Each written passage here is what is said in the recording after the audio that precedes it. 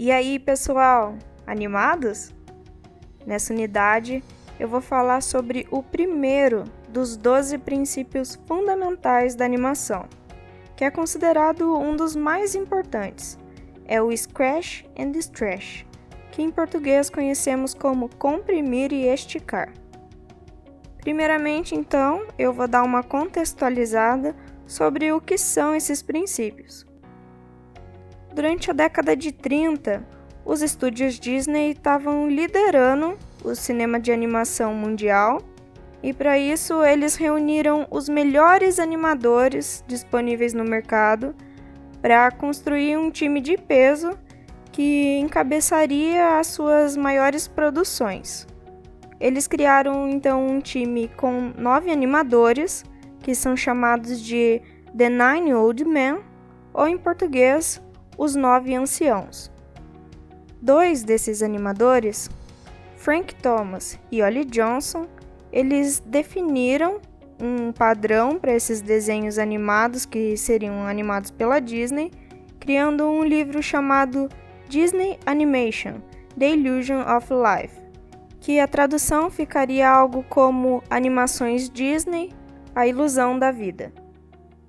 Nesse livro, então, eles escreveram sobre os 12 princípios da animação, que é um conjunto de recomendações com a intenção de auxiliar na tarefa de animar e dar vida aos personagens dos filmes da Disney, de forma de que essa ilusão da animação parecesse o mais real possível. Porque se a animação é colocar alma em objetos inanimados, quanto mais parecido for com o mundo real, mais fácil fica fazer com que as pessoas acreditem nisso, fica mais agradável aos olhos. Esses princípios surgiram então através de observações do mundo real, observando cenas do cotidiano, assistindo quadro a quadro as gravações dos filmes da época, levando em consideração principalmente questões da física ou do comportamento das coisas do dia a dia quando passavam por algum tipo de interação. Esse livro se tornou então um tipo de manual, que é fielmente seguido por animadores do mundo inteiro. Então, se você pensa em seguir na área, eu recomendo a leitura desse livro. E nessa unidade eu vou falar então do primeiro princípio, que é o comprimir e esticar. Ele é um princípio bem fácil de se observar e quando você entender, vai reparar que isso acontece em várias animações e em vários momentos do dia a dia também, como por exemplo numa bola pulando, quando um objeto cai, ou até mesmo num bocejo. São trabalhados esse conceito.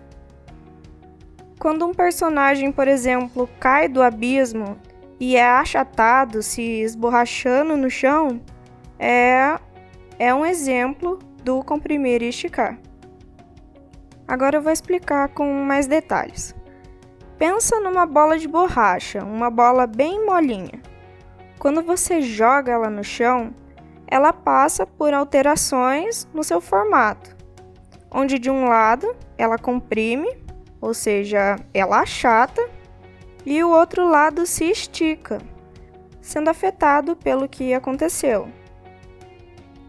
O único momento em que isso não acontece é quando é um material duro e propositalmente não sofre nenhum tipo de alteração na sua forma, como por exemplo o que aconteceria se fosse numa bola de boliche.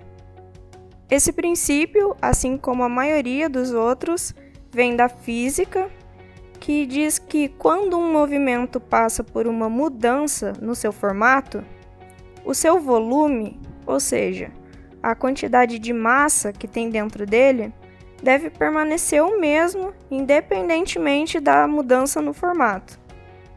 E é mais fácil pensar assim, numa bexiga com água. Ela é maleável e pode ficar em vários formatos. Não importa se você vai apertar ela, brincar com ela, ela sempre vai ter a mesma quantidade de água e de ar dentro dela, a não ser que ela estoure, claro. E se você comprime de um lado, o outro lado estica. Essas variações vão sempre depender da força, do peso, da velocidade, do material, das características do objeto.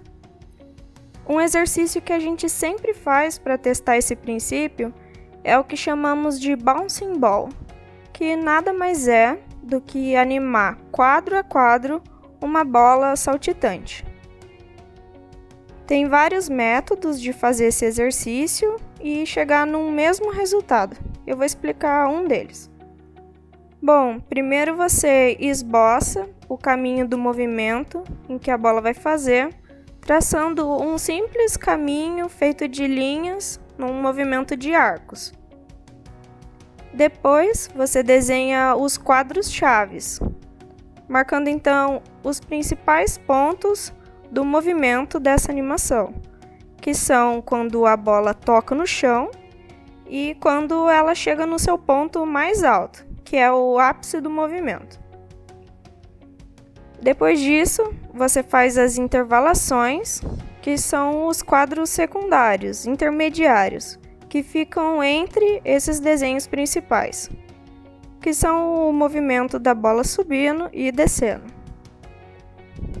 Pode perceber que os momentos em que a bola toca no chão são os momentos em que ela vai sofrer uma alteração no seu formato, o comprimir e esticar. Ela vai necessariamente achatar. E também um desenho antes e um desenho depois de a bola tocar no chão, ele também vai passar por alteração no seu formato, porque ela vai passar por uma mudança na velocidade.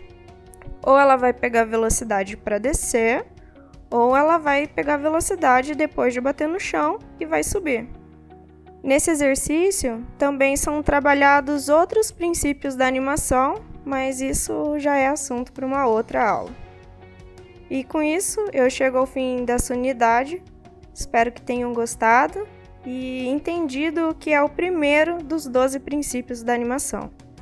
Se tiverem alguma dúvida, aproveitem a ferramenta da videoaula para pausar, voltar e assistir quantas vezes quiser. Obrigada por estarem comigo até aqui, um abração e até mais!